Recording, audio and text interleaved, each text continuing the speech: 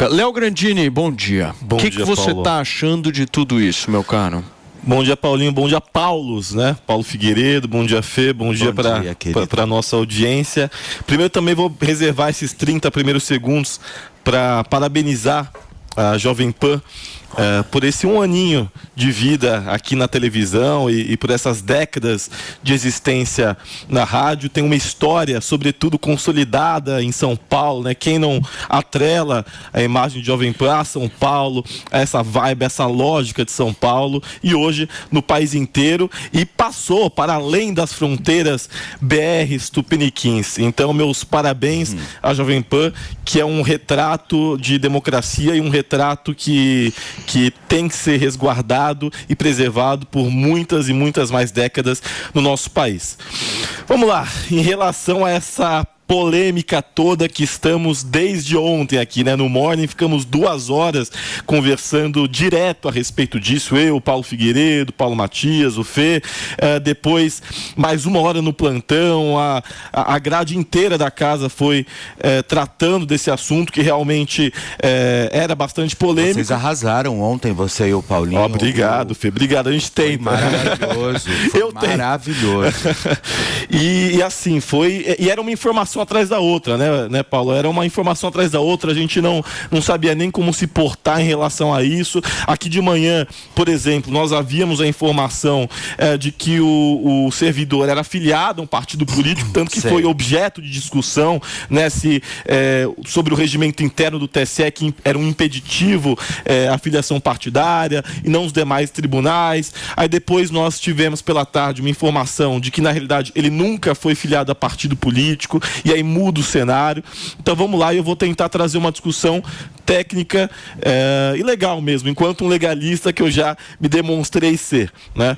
Vamos lá, em relação à questão do recebimento de dinheiro da campanha de Jair Bolsonaro da empresa. De fato, essa empresa responsável pela auditoria da propaganda eleitoral, ela recebeu R$500 mil da campanha de Jair Bolsonaro. Isso não há problema nenhum do ponto de vista legal. Porém, tem que se abrir um parênteses. Nenhuma perícia feita por uma empresa contratada pela parte pode sanar em provas, pode resultar em provas. Então, nenhuma prova pode ser oriunda de perícia feita pela parte. Esse é o primeiro ponto. Segundo ponto. Houve apresentação de um relatório, dessa vez mais robusto, pela parte da campanha do presidente Bolsonaro, ao ministro Alexandre de Moraes.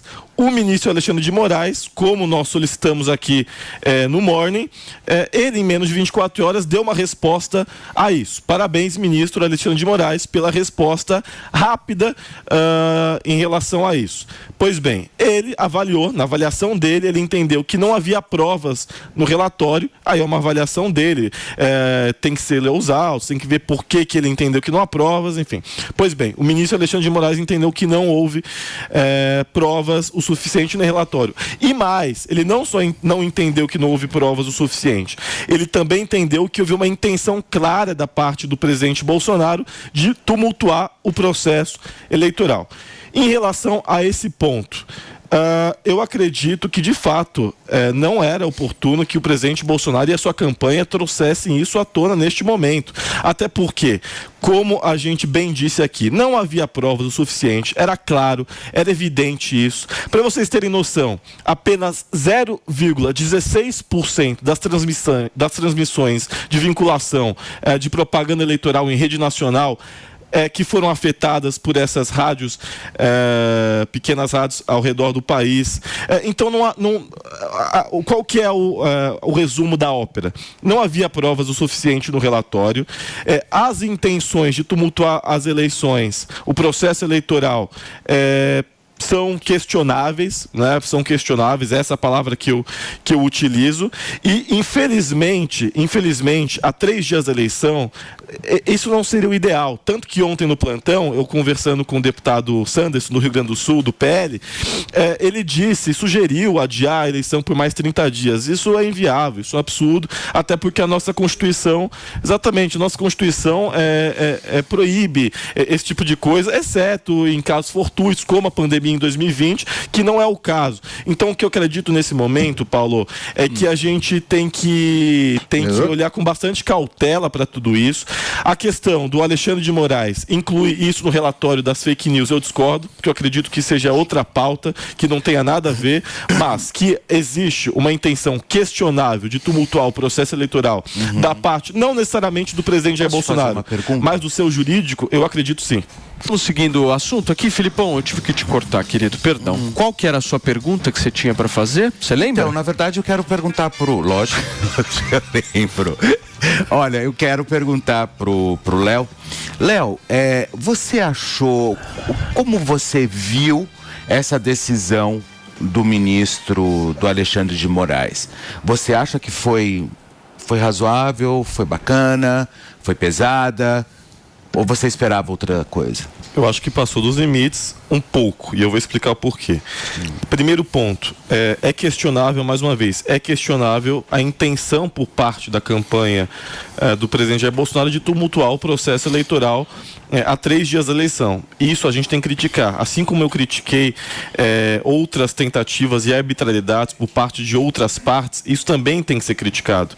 Neste momento, não é hora de tumultuar o processo eleitoral. De nenhuma das partes. Então, é questionável essa intenção.